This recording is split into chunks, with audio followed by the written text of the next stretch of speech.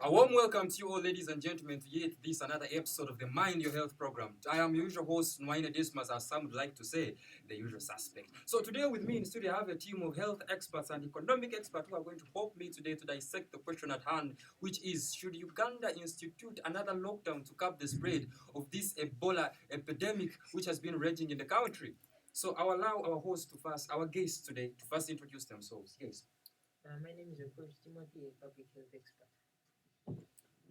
Elna Grace Avenue is my name, and I'm an economist of society.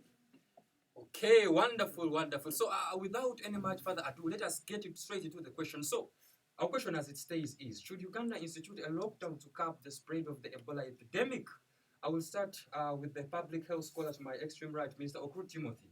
What do you have to say about this issue? I think the issue of the lockdown is far overdue. Uganda should have had the discussion of the lockdown when the cases of Ebola were still within Mubende and Kasanda. But the fact that we have allowed Ebola to cross over to Kampala, which is a powerhouse, is already a very big challenge for us. Because you have people from all regions literally coming to the city and going out. And that puts us at a very vulnerable state, because at any time we could have a widespread, it could turn into a pandemic in Uganda.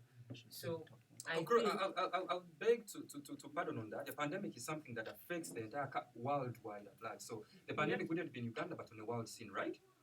It could cross over to our across borders to Kenya, to Juba in South Sudan. It could cross over to Dodoma in Tanzania. So in short, the government should institute a lockdown.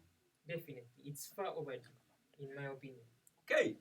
Wonderful thoughts here from the public health scholar. So our dear economist, Elna Grace, what do you have to say about this issue? Well, as much as Mr. Kurt has suggested, we want to save lives. I would want us to understand that as you're saving lives, you're putting to task a government to provide resources for the people that it has put in a lockdown, right? So this lockdown, how are these resources going to reach the people if no one is working? You have put everyone in a lockdown. It's very few organizations that remain working. Those are NGOs, the United Nations, where people are in offices and they have specific rights to enter. I believe I will allow her to speak for more 20 seconds, expanding on her issue. You will come in later.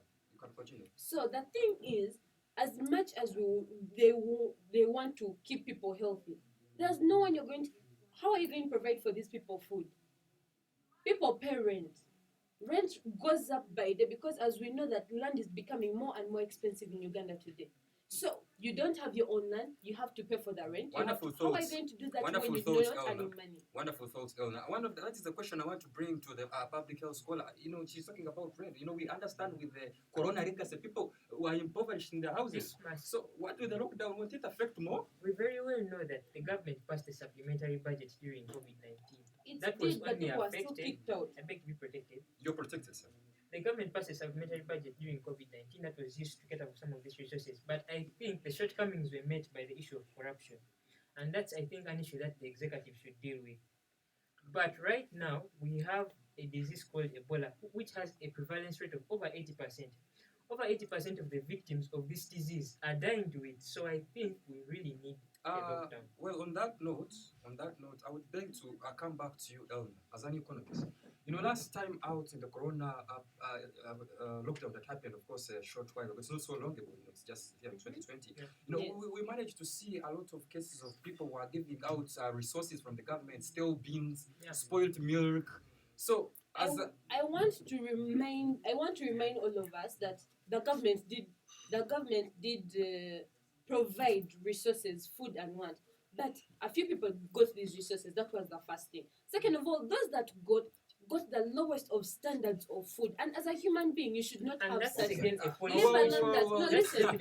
Thank you. That's wonderful. Wonderful thoughts you have been having here. It has been hot. Thank you very much for your thoughts, our dear public health scholar. It has been hot. It has been intriguing. It has been interesting.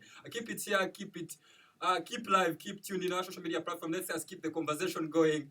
This is the Mind Your Health program, and we shall be talking about it more concerning health. Thank you very much for coming, our dear guests. It's wonderful. Thank you. Thank you again.